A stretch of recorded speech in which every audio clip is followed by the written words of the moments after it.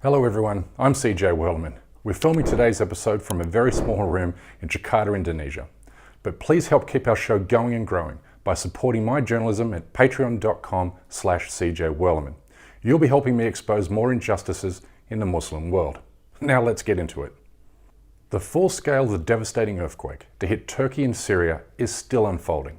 But we know that at least 15,000 people have died, alongside more than 20,000 who have been injured after a 7.8 magnitude quake struck on Monday. The scenes are utterly heartbreaking and gut-wrenching. Parents crying out for their children buried under debris and rubble of their own homes. Entire families wiped out in a single moment. This photo of a father holding the hand of his daughter, who remains trapped under the family home, brings me to tears almost every single time I see it. But as millions of people across the world give whatever they can to humanitarian aid agencies to help the Turkish and Syrian people, India's Hindu nationalists, however, have made this human tragedy a cause to celebrate. They have taken to social media to post the most egregious things imaginable about the earthquake victims because of their Muslim identity. These are just a tiny sample of hundreds of thousands of like-minded and hateful posts, but a couple typify the kind of vicious hatred we are talking about when we talk about the global threat of Hindu supremacism. One says this is the Ottoman Empire tasting karma. Another says, good riddance to the dead, with another saying, good news, Turkey deserves it. Apparently, they believe this Muslim child deserves his fate, buried under his home and spoon-fed water to stay alive. Muhammed, Alsu, aferin. Muhammed, انت جوعان. تمام. And these are just some of the least hateful comments. Others read like Nazis celebrating Holocaust, which is totally unsurprising, given the Hindu nationalist ideology is inspired by Hitler's Nazi party. But this all begs the question, have these Hindu extremists forgotten that it was Turkey that sent India desperately needed oxygen bottles when millions of Indian citizens were choking to death from COVID? I'm sure they haven't forgotten. But their genocidal hatred for Muslims has completely overwhelmed their senses, including their sense of morality, decency, and well, just plain common sense.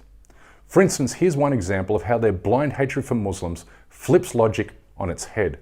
Many Hindu extremists are pointing to a racist Charlie Hebdo cartoon that mocked Hinduism for the Indian government's appalling response to the pandemic.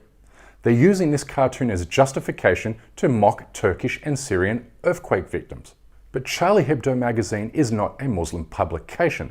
It routinely dehumanizes Muslims and has done so for years, including during this tragedy, when it posted a cartoon saying tanks are no longer needed to create a new Islamic caliphate. Yep, this is what the West calls free speech. It's sickening. But equally sickening is the Hindu ideology, which has brought millions of Muslims to the brink of genocide in India and Kashmir. In a country where Hindus constitute 78% of the population, Hindu supremacists have somehow convinced themselves they're a persecuted minority. And the more the world turns against the Hindu ideology and the criminal actions of the Modi government, the more these Hindu nationalists adopt a siege mentality. This makes them believe they're locked in a titanic struggle against everybody else, even though India is now the world's most populous country with one of the world's fastest growing economies. Again, another example of how they invert logic and common sense on its head. This siege mentality has led them to believe the earthquake is heavenly retribution for President Erdogan condemning India's unlawful annexation of Kashmir. Hindistan şu anda tamamen katliamların adeta cirit attığı bir ülke haline geldi. Ne katliamı bu? Müslüman katliamı yapıyor. Kimler yapıyor bunu? Hindular yapıyor. Dershanede ders çalışan çocukları ellerinde demirlerle. In their feeble minds, the Turkish government standing with the Kashmiri people and international law justifies their celebration of Turkish Muslim deaths. This perverse logic leaves me speechless. But we should have seen this coming, remembering that when the earthquake struck the Indian state of Gujarat 20 years ago, Turkey and other Muslim countries sent humanitarian aid, but this aid was distributed by Hindu nationalist organizations that forced Muslim earthquake victims to chant Hindu slogans before they received it. Now, if that doesn't give you a look inside the Hindu nationalist mind, then I don't know what more to tell you. It's sickening and maddening, but it's our responsibility to show the world the depth of hatred that resides within Modi's India.